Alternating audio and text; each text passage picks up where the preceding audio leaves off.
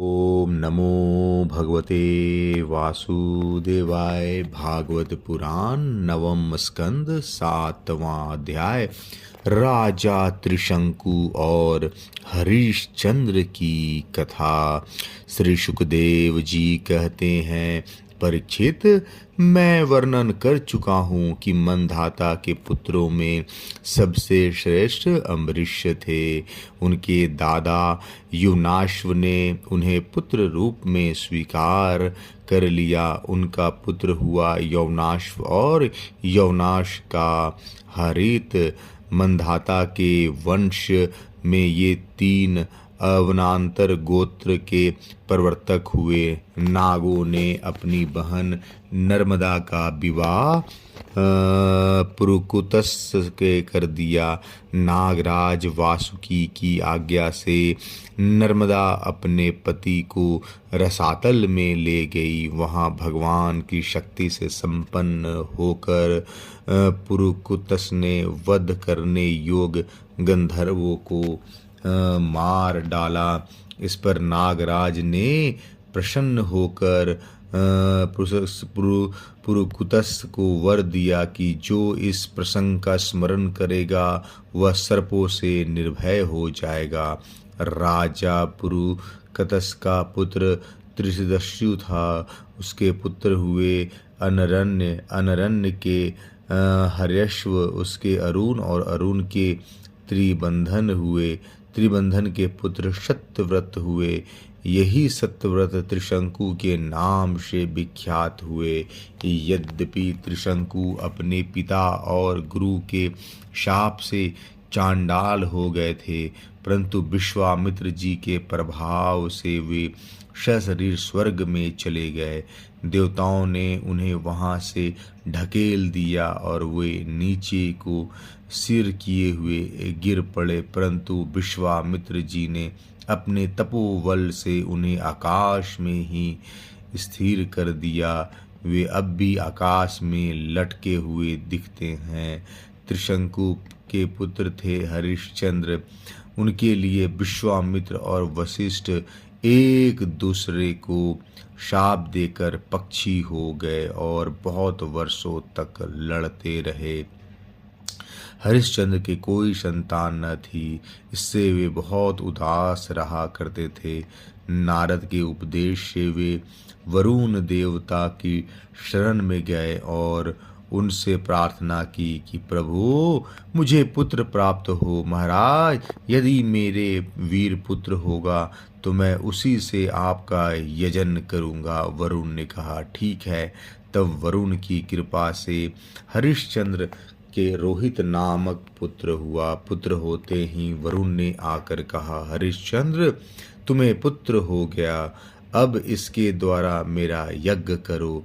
हरिश्चंद्र ने कहा, जब आपका यह यज्ञ पशु रोहित 10 दिन से अधिक का हो जाएगा तब यज्ञ के योग्य होगा। 10 दिन बीतने पर वरुण ने आकर फिर कहा, अब मेरा यज्ञ करो।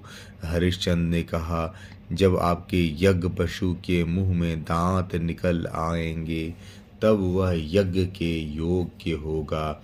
दांत उग आने पर वरुण ने कहा, अब इसके दांत निकल आए, मेरा यज्ञ करो। हरिश्चंद्र ने कहा, जब इसके दूध के दांत गिर जाएंगे तब यह यज्ञ के होगा। दूध के दांत गिर जाने पर वरुण ने कहा, अब इस यज्ञ पशु के दांत गिर गए हैं, मेरा यज्ञ करो। हरिश्चंद्र ने कहा, जब इसके द्वारा दांत आ जाएंगे तब यह पशु यज्ञ के योग्य हो जाएगा। दांतों के फिर उग आने पर वरुण ने कहा, अब मेरा यज्ञ करो। हरिश्चंद्र ने कहा, वरुण जी महाराज, क्षत्रिय पशु तब यज्ञ के योग्य होता है जब वह कवच धारण करने लगे। परीक्षित, इस प्रकार राजा हरिश्चंद्र पुत्र के प्रेम से हिला हवाला करते समय टालते रहे। इसका कारण यह था कि पुत्र स्नेह की फांसी ने उनके हृदय को जकड़ लिया था। वे जो जो समय बताते वरुण देवता उसी की वाट देखते।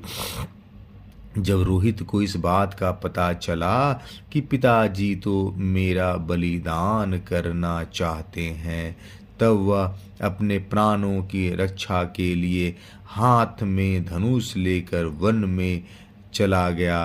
कुछ दिन के बाद उसे मालूम हुआ कि वरुण देवता ने रुष्ट होकर मेरे पिताजी पर आक्रमण किया है, जिसके कारण वे महोदर रोग से पीड़ित हो रहे हैं। तब रोहित अपने नगर की ओर चल पड़ा, परंतु इंद्र ने आकर उसे रोक दिया। उन्होंने कहा, बेटा रोहित, यज्ञ पशु बनकर मरने की अपेक्षा तो पवित्र तीर्थ और क्षेत्रों का सेवन करते हुए पृथ्वी में विचरना ही अच्छा है। इंद्र की बात मानकर वह 1 वर्ष तक वन में ही रहा। इसी प्रकार दूसरे, तीसरे, चौथे और 5वें वर्ष भी रोहित ने अपने पिता के पास जाने का विचार किया, परंतु बूढ़े ब्राह्मण का वेश धारण कर हर बार इंद्र आते और उसे रोक देते। इस प्रकार 6 वर्ष तक रोहित वन में ही रहा।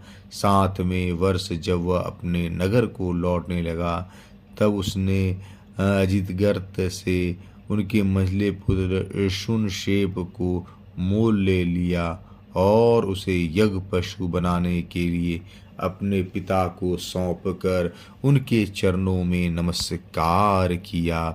तब परम यशस्वी एवं श्रेष्ठ चरित्र वाले राजा हरिश्चंद्र ने महोदर रोग से छुटकर पुरुष मेघ यज्ञ द्वारा वरुण आदि देवताओं का यजन किया।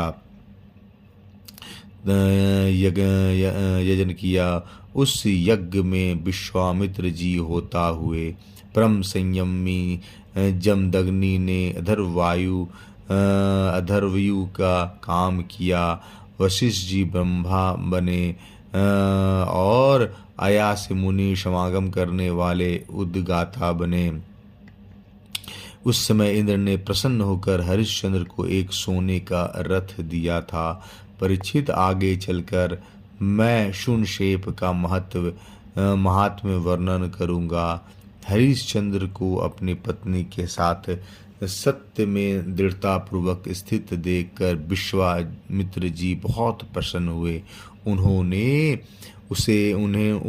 उन्हें उस ज्ञान का उपदेश किया जिसका कभी नाश नहीं होता। उसके अनुसार राजा हरिश्चंद्र ने अपने मन को पृथ्वी में, पृथ्वी को जल में, जल को तेज में, तेज को वायु में और वायु को आकाश में स्थित करके आकाश को अहंकार में लीन कर दिया।